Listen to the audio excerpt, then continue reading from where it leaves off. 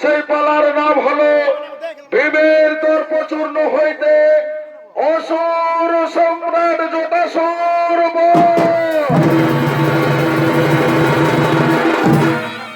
এতে বাদ্যযন্ত্রে সহযোগিতা করছেন সীতারাম কর্মকার। তার নিজ আশ্রমের দিকে করেছেন আগমন।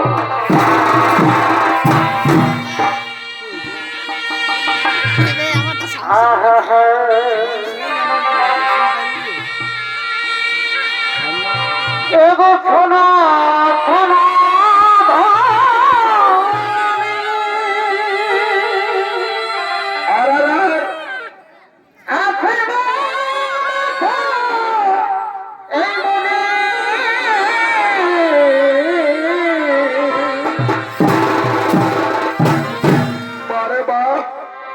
এগো সোনা সোনা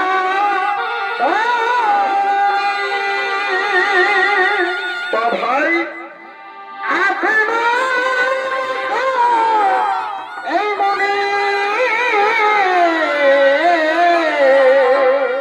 চমৎকার এগো সময় চলে যায় আমরা করি কি ভাই রে এগো সময় চলে যায় আমরা করি কি পারে বা নিজের নিজের প্রাণীর ঠাকুর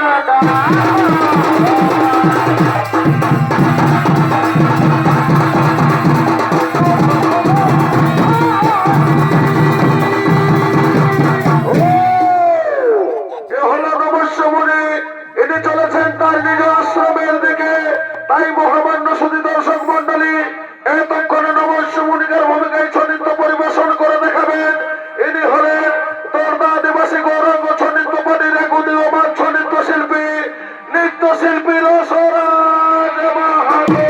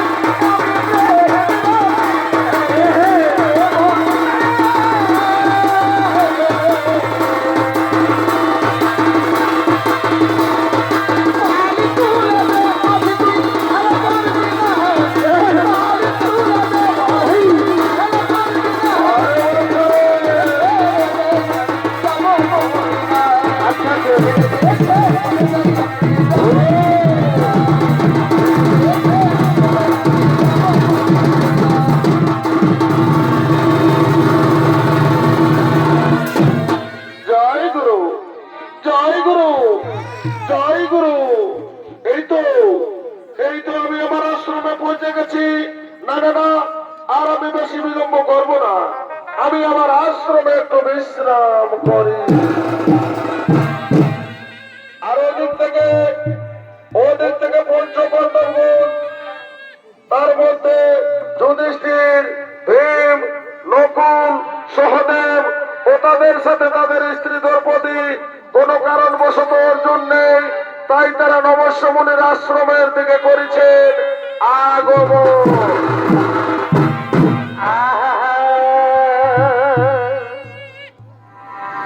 এগো খোকনের কোপাথা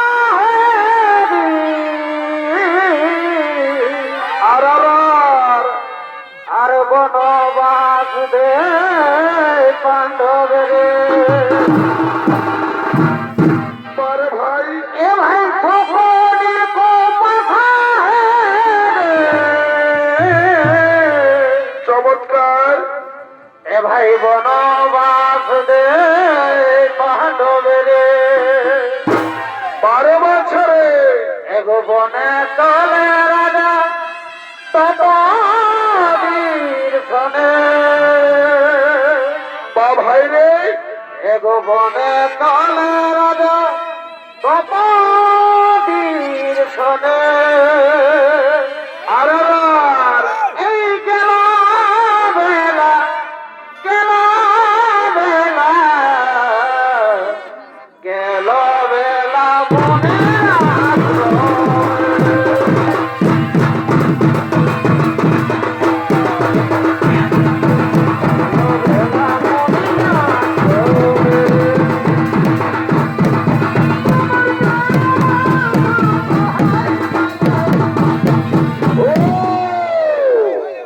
এরাই হলো যুধিষ্ঠির, ভীম, নকুল, সহদেব ও তার সাথীগণ, এবং তাদের সঙ্গে রয়েছে তাদের স্ত্রী দ্রৌপদী। এরা চলেছেন নমস্য মুনির আশ্রমের পথে।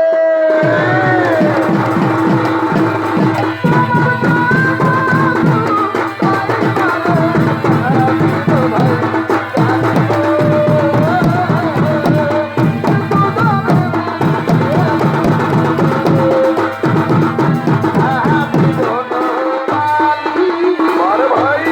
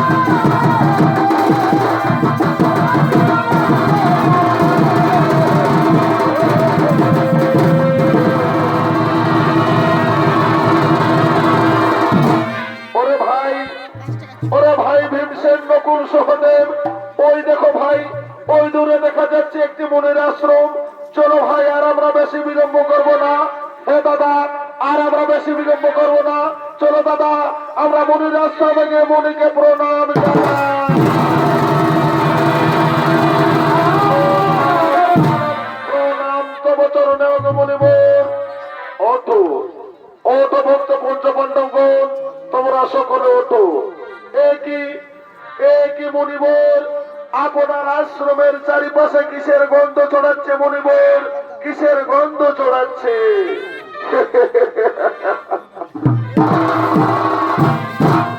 ও তোমরা বুঝবে না বাবা, ও হলো সুবর্ণ পদ্মের গন্ধ।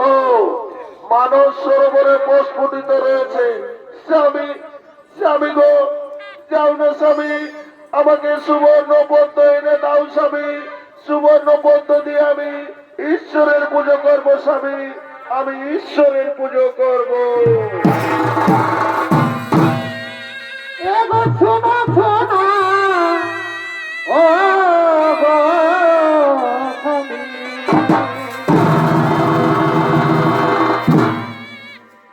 এই পদ্ম এনে দাও না গো তুমি, শোনা শোনায়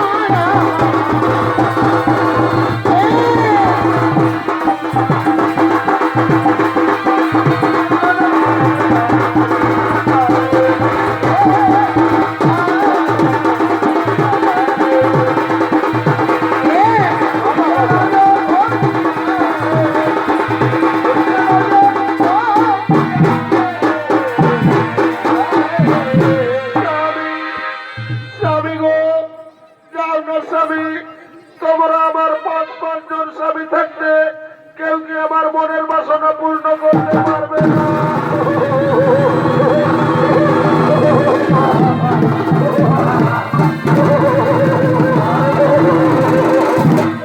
হাসালে, হাসালে প্রিয় দ্রৌপদী, তুমি আমাকে হাসালে। তোমার স্বামী মহাবলী ভীমসেন থাকতে তোমার মনোবাসনা হবে না পূরণ, তা কি কখনো হয়?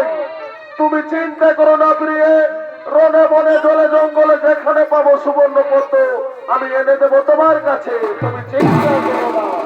প্রণাম প্রণাম।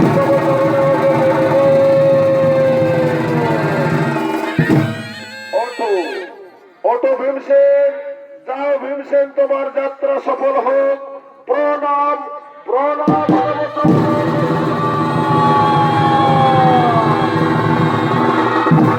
ওঠো ওঠো ভাই ভীমসেন, যাও ভীমসেন, তোমার যাত্রা সফল হোক। আসি আসি ওর ভাই, আসি ওর ভাই হলে, আসি প্রিয় দ্রৌপদী, আমি রনে বনে জলে জঙ্গলে যেখানে পাবো সুবর্ণ পদ্ম আমি এনে দেবো তোমার কাছে।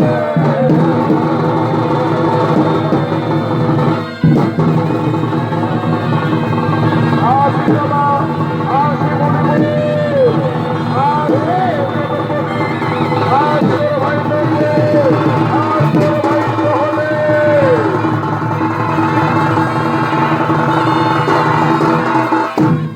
ওরে ভাই নকুল সহদেব, আমাদের ভাই ভীমসেন চলে গেলেন মানস সরোবরে সুবর্ণ পদ্ম নিয়ে আসার জন্য। চলো ভাই, আমরা আর বেশি বিলম্ব করবো না, আমরাও তারই পিছনে করি গমন।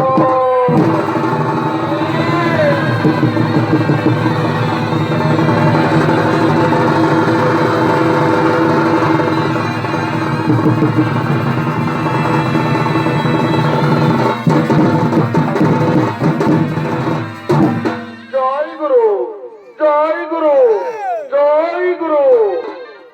ওদিকে প্রায় সন্ধ্যা ঘনিষ্ঠ হয়ে এলো, আমাকে আবার স্নান সেরে পুজোয় বসতে হবে। না না না, আমি আর বেশি বিলম্ব করবো না, আমি আর স্নান সারতে করি গমন।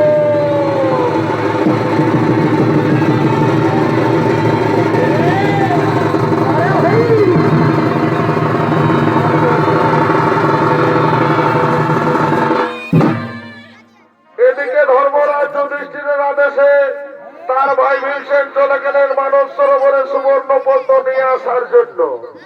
মহামান্য সুধী দর্শক মন্ডলী, ওদিকে পুরাণ প্রমাণ অনুযায়ী তৎকালীন অযোধ্যার রাজা ছিলেন মহারাজ ভরত এবং তার এই দাদা শ্রীরামচন্দ্রের স্ত্রী মা সীতা দেবীর আশীর্বাদে কদলীর বন রক্ষা করার জন্য পবন পুত্র বীর হনুমান কদলীর বনের দিকে করেছেন আগমন।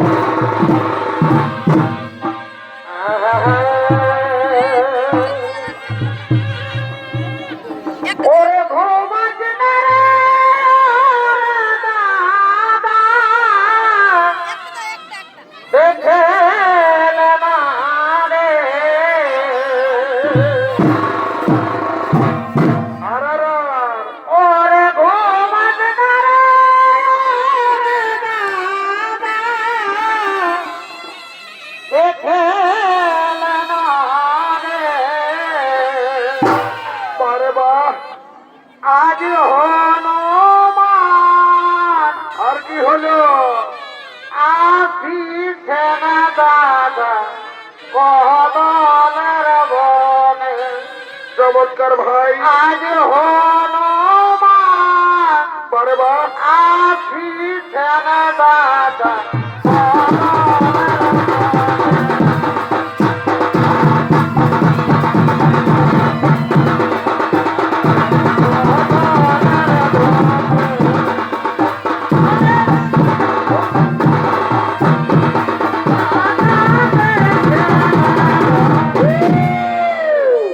এ হলো পবন পুত্র বীর হনুমান মা সীতা দেবীর আশীর্বাদে কদলীর বন রক্ষা করার জন্য কদলীর বনের দিকে করেছেন আগমন।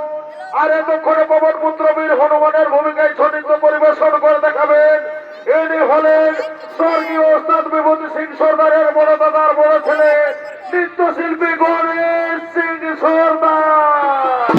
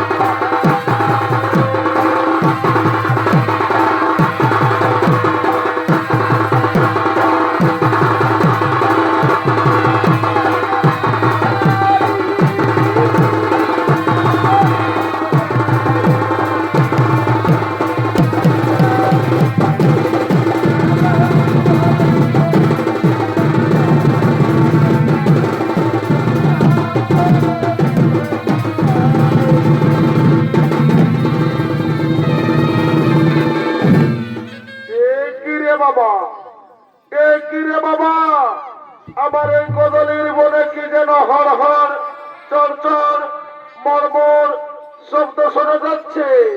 তবে কি আমার এই কদলীর বনে কোন বীর পুরুষ প্রবেশ করেছে? ও, আমি বুঝতে পেরেছি, আমার এই কদলীর বন দিয়ে পার হয়ে যাচ্ছে ভীমসেন মানস সরোবরে। ঠিক আছে, ঠিক আছে, আমি আমার লেজকে বিস্তার করে বসে থাকবো বনের প্রথম মাঝারে। দেখি দেখি ভীমসেন কিভাবে পার হয়ে যায় মানস সরোবরে। আর ওদিক থেকে মহাবলী ভীমসেন চলবে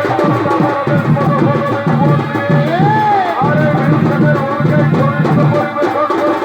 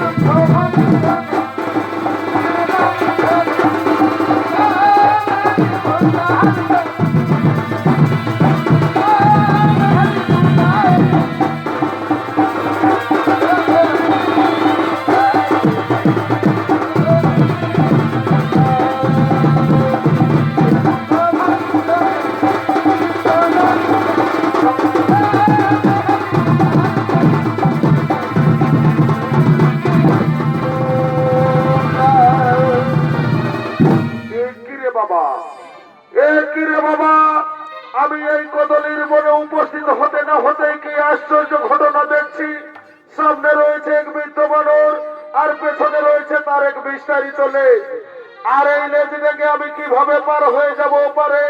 বলি ও বানর ভাই, বলি ও বানর ভাই, তুমি শুনতে পাচ্ছ? তুমি তোমার লেজকে গুটিয়ে নাও আর আমাকে পার হয়ে যেতে দাও ও পারে। বলি কি বলছো বাছা? আমি বৃদ্ধ বুড়া বানর, আমার লড়বার চড়বার মোটেই শক্তি নেই। তবে তুমি যদি পারো তাহলে তুমি আমার লেজ থেকে পার হয়ে যাও ও পারে। না না বানর, তা কখনো হতে পারে না। বানর হলেও তো তুমি জীব, তাই বলে যত্রে জীব তত্রে শিব, ঘটলে ঘটে নারায়ণ। তাই বলছি বানর, তুমি তোমার লেজকে গুটিয়ে নাও আর আমাকে পার হয়ে যেতে দাও ও পারে। বললাম তো বাছা, আমি বৃদ্ধ বুড়া বানর, আমার জীর্ণ শীর্ণ শরীর, লড়বার চড়বার আমার মোটেই শক্তি নেই। তবে তুমি যদি পারো তাহলে তুমি আমার লেজ সরিয়ে পার হয়ে যাও ও পারে। ও ঠিক আছে বানর, যদি তোমার তাই ইচ্ছা তাহলে তোমার লেজ সরাবার জন্য আমার মা হস্তই যথেষ্ট। ও হে বানর,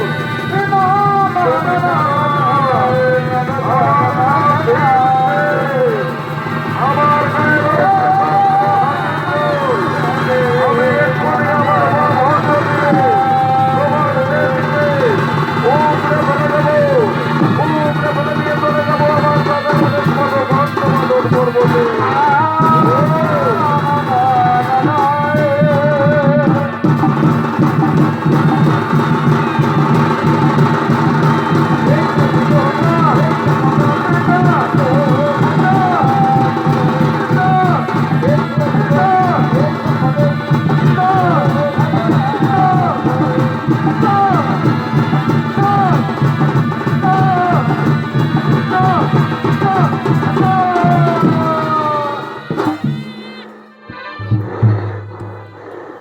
পারলাম না, পারলাম না। আমি আমার বাম হস্ত দিয়ে চেষ্টা করে দেখলাম, বৃদ্ধ বানরের লেজ সরাতে পারলাম না।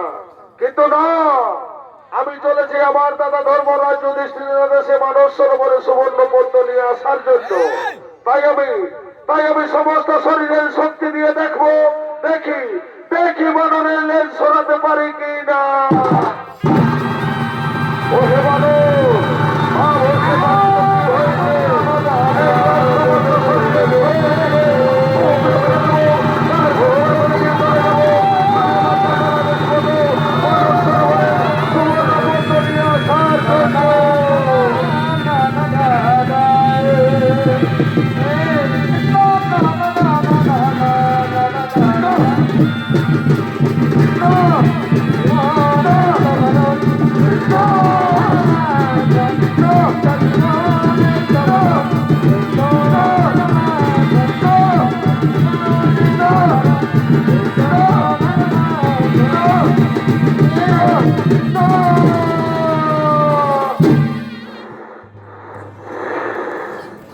পারলাম না, পারলাম না। আমি দুবার চেষ্টা করে দেখলাম, বৃদ্ধ বানরের লেজ সরাতে পারলাম না। তবে কি সে দর্প হরি ভগবান ছল করে বসে আছে বনের প্রথম আচারে বানরের রূপ ধরে। বলি ও হে বানর, কি বা নাম, কোথায় ধাম, সম্মুখে দাও তোমার পরিচয়। বলবো বলবো বাচ্চা, নিশ্চয়ই বলবো। তবে আগে দাও তব পরিচয়, পরে দেব মম পরিচয়। ও তাহলে শোনো আমার পরিচয়। সূর্য বংশে জন্ম মোর, পিতা পবন। সূর্য বংশে জন্ম মোর, পিতা পবন। দাদা ধর্মরাজ যুধিষ্ঠিরের আদেশে চলেছি মানস সরোবরে সুবর্ণ পদ্ম নিয়ে আসার জন্য। তাই আমার নাম ভীমসেন। শুনলে তো বানর, শুনলে তো বানর আমার পরিচয়। এরপর দাও তব পরিচয়। শোনো শোনো বাছা আমার পরিচয়। কেশরী ক্ষেত্রে জন্ম মোর, পিতা পবন। কেশরী ক্ষেত্রে জন্ম মোর, পিতা পবন। মা সীতা দেবীর আশীর্বাদে আমি 4 যুগ অমর। ত্রেতা যুগে শ্রীরামচন্দ্রের সঙ্গে লঙ্কায় গিয়ে রাবণ রাজাকে করেছিলাম নিধন। মা সীতা দেবীকে করেছিলাম উদ্ধার, তাই আমার নাম পবন পুত্র বীর হনুমান। একই কথা শোনালে বানর, তুমিও পবন নন্দন আর আমিও পবন নন্দন, তাহলে তো তুমি আমার অগ্রজ, মানে সম্পর্কে তুমি আমার দাদা। বলি দাদা, আমি তোমায় না জেনে শুনে অনেক কটু ভাষা বলে ফেলেছি দাদা, এবারের মতো তুমি আমায় ক্ষমা করে দাও দাদা, এবারের মতো তুমি আমায় ক্ষমা করে দাও। ওঠো ওঠো ভাই ভীমসেন, আমি তোমাকে এবারের মতো করে দিলাম ক্ষমা। বলি দাদা, সত্যি যদি তুমি ত্রেতা যুগে শ্রী রামচন্দ্রের সঙ্গে লঙ্কায় গিয়ে রাবণ রাজাকে করেছিলে নিধন, মা সীতা দেবীকে করেছিলে উদ্ধার, আমি ত্রেতা যুগের রূপটি দেখতে চাই দাদা সমাজে। তুমি মনের আনন্দে দেখিয়ে দাও দাদা, তুমি মনের আনন্দে দেখিয়ে দাও। হ্যাঁ ভাই, আমি ত্রেতা যুগে কিভাবে শ্রী রামচন্দ্রের সঙ্গে লঙ্কায় গিয়ে রাবণ রাজাকে করেছিলাম নিধন, মা সীতা দেবীকে করেছিলাম উদ্ধার, আমি ত্রেতা যুগের রূপটি দেখিয়ে দিচ্ছি এই সভা মাঝে। তুমি মনের আনন্দে দেখিয়ে নাও ভাই, তুমি মনের আনন্দে দেখিয়ে নাও।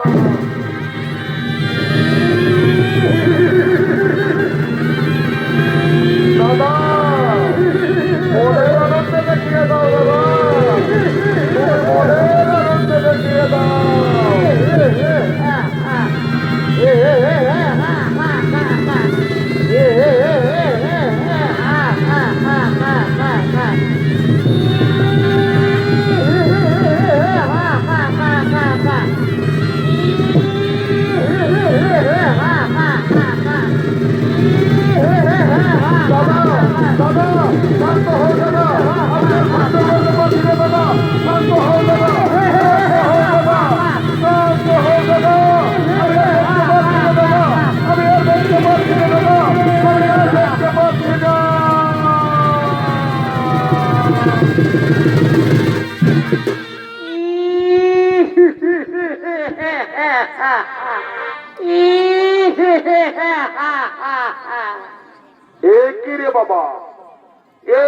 বাবা, আমার এই ভয়ঙ্কর রূপ দেখে আমার ভাই ভীমসেন বাড়িতে মূর্ছিত খেয়ে পড়ে গেল। না না না, আমি আর এই রূপ রাখিব না, আমি পুনরায় পূর্ব রূপ করিব ধারণ।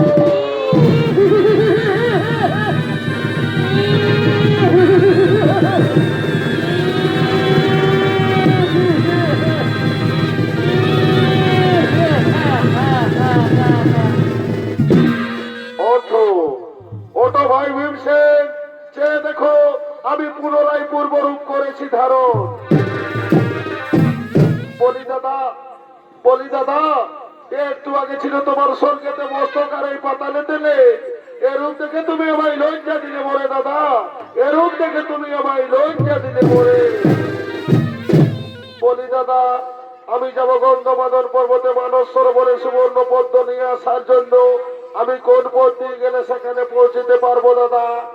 হ্যাঁ ভাই, শোনো, প্রথমে তুমি উত্তর পথে করবে গমন, দেখিতে পাইবে গন্ধমাদন পর্বত। যাও ভাই, আমি ধরে নিলাম আশীর্বাদ। বলি দাদা, যাওয়ার আগে একটি কথা বলে যাই দাদা, আমি যদি কোনোদিন কোনো বিপদে পড়ি তাহলে তো তুমি আমায় উদ্ধার করবে দাদা। হ্যাঁ ভাই, তুমি নিশ্চিন্ত মনে চলে যান, রনে বনে জনে জঙ্গলে যেখানে বিপদে পড়িবে আমাকে করিবে স্মরণ, আমি নিশ্চয়ই তোমায় করিব উদ্ধার।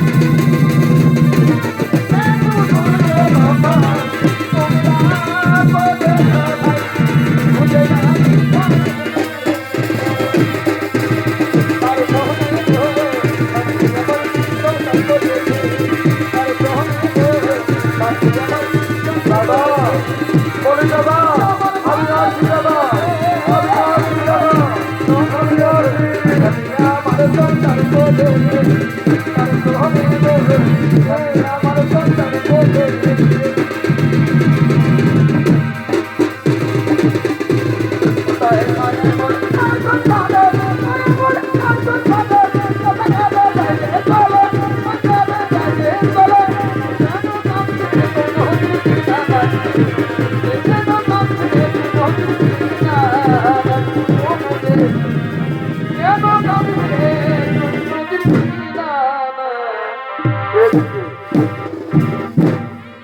এদিকে কদলির বন থেকে পবন পুত্র বীর হনুমানের কাছ থেকে ভীমসেন আশীর্বাদ নিয়ে চলে গেলেন মানস সরোবরে সুবর্ণ পদ্ম নিয়ে আসার জন্য।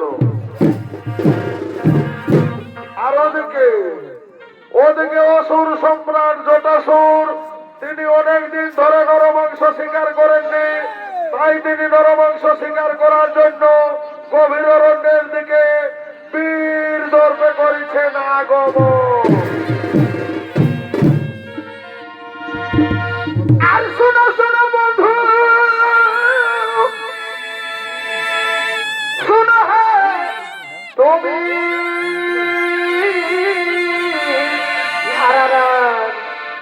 আর তোমার প্রেমেতে কি হলো বসেছি আমি বসে বসে গেলেন শেষে করি আমি কুলো বধু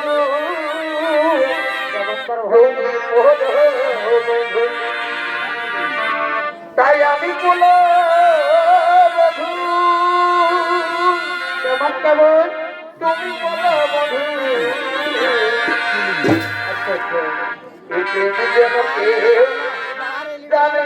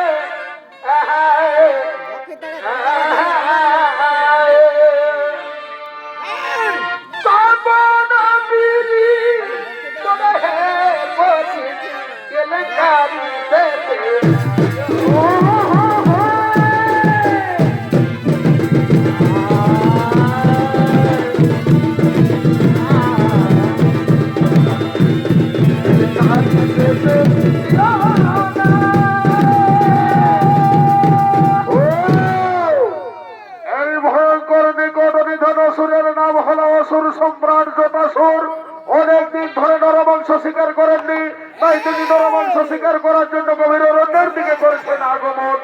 আর এতক্ষণে অসুর সম্রাট জটাসুরের ভূমিকায় ছনিত্য পরিবেশন করে দেখাবেন ইনি হলেন তোরদা আদিবাসী গৌরাঙ্গ ছনিত্য পার্টির এক উদীয়মান ছনিত্য শিল্পী অপু সিং সরদার।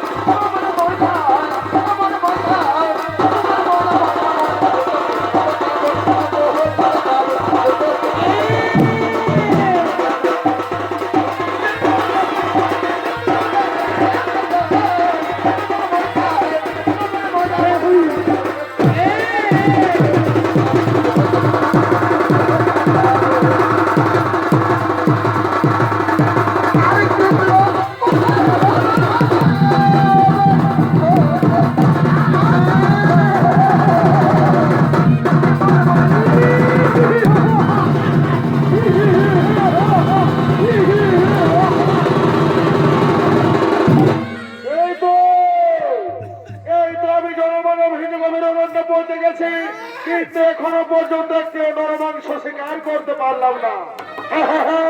আমার মনে পড়েছে আমার কোথায় ওরা আমার মন্ত্রী শ্রমতি সৈন্যগণ, তোরা তাড়াতাড়ি আমার কাছে করা গমন।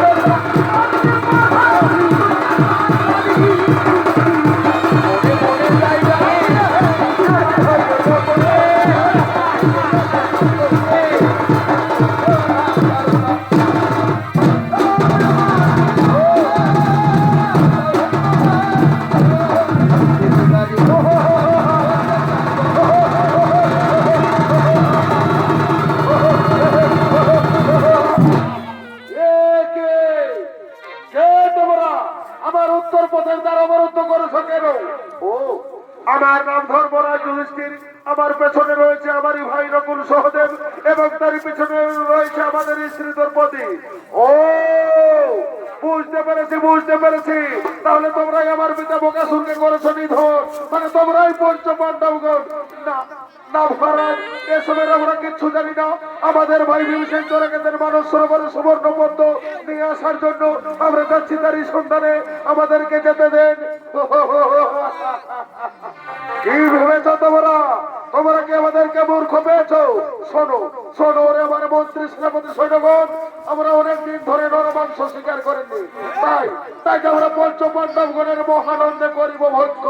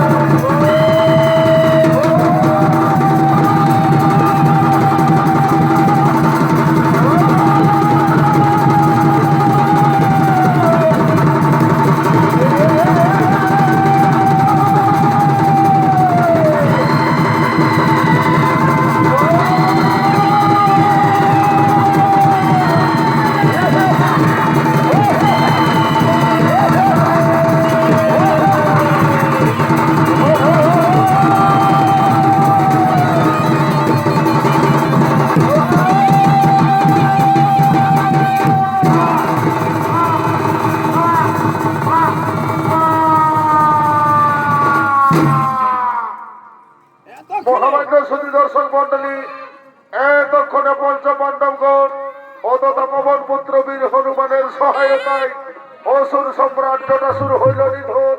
তাই এতক্ষণে পঞ্চ পাণ্ডবগণ ও তার সাথে পবন পুত্র বীর হনুমান তারা আনন্দ করতে করতে নিজালয়ের দিকে করিলেন গমন।